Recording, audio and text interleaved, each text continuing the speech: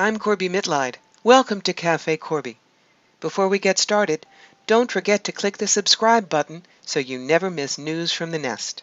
Today I'm going to share with you a chapter from my audiobook, Clean Out Your Life Closet, called Stumbling Toward Enlightenment. Enjoy.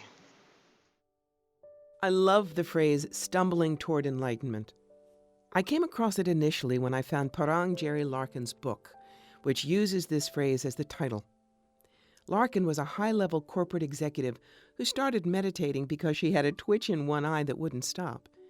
Fast forward to today, Larkin is a beloved Dharma teacher and founder of the Still Point Zen Buddhist Temple in Detroit, long gone from the corporate world.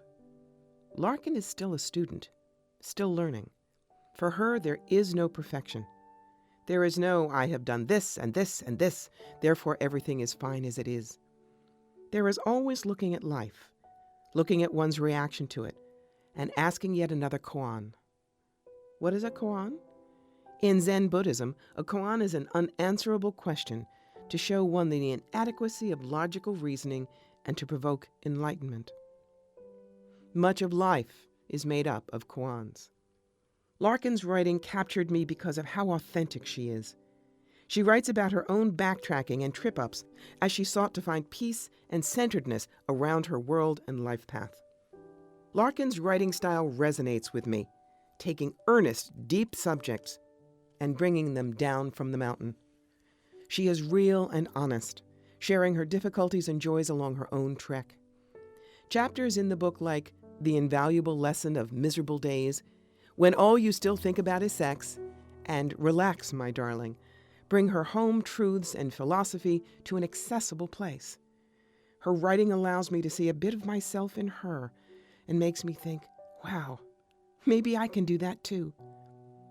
When looking at the philosophy of perfection, it's important to understand the value of stumbling. Think for a moment about the action of stumbling. First, you become acutely aware that your footing is faulty. Then everything slips into high focus. You notice your foot, the pitch forward or backward, and how your muscles tense to break what might be a fall. After you get yourself rebalanced, you look at your surroundings to identify what caused the stumble.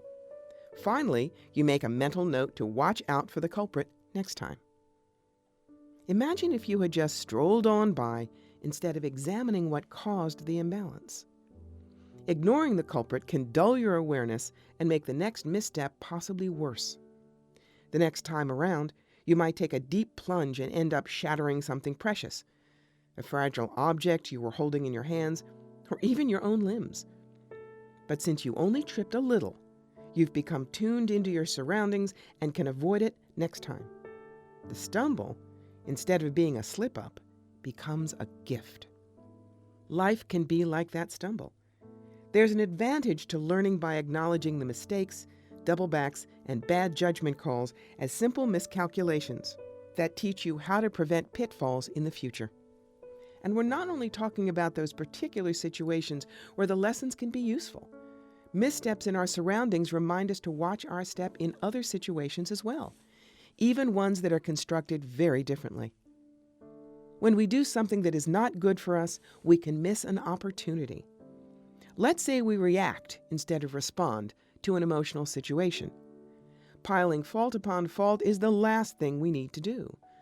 To berate ourselves for the mistake and beat ourselves up for getting it wrong entirely contradicts the opportunity to learn.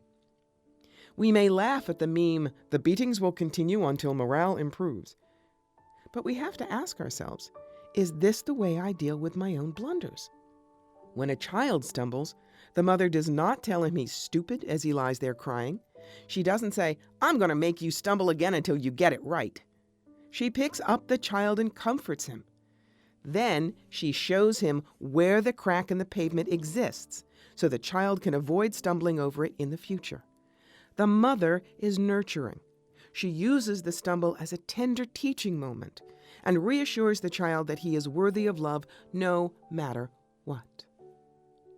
The universe is always willing to work with us when our actions take us away from where we want to be, away from enlightenment.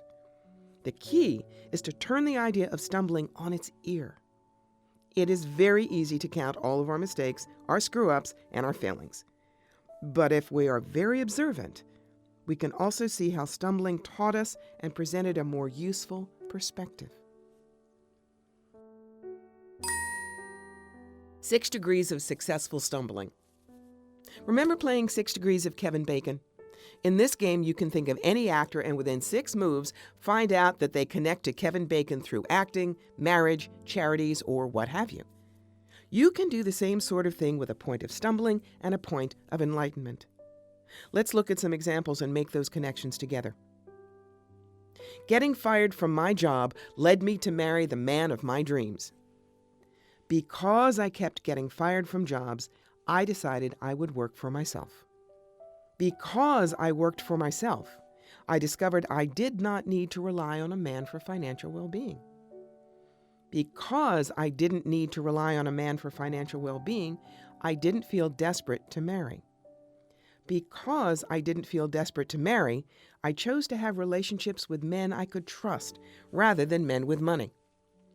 Because I changed the parameters around what kind of a man was good for me, I met my Carl.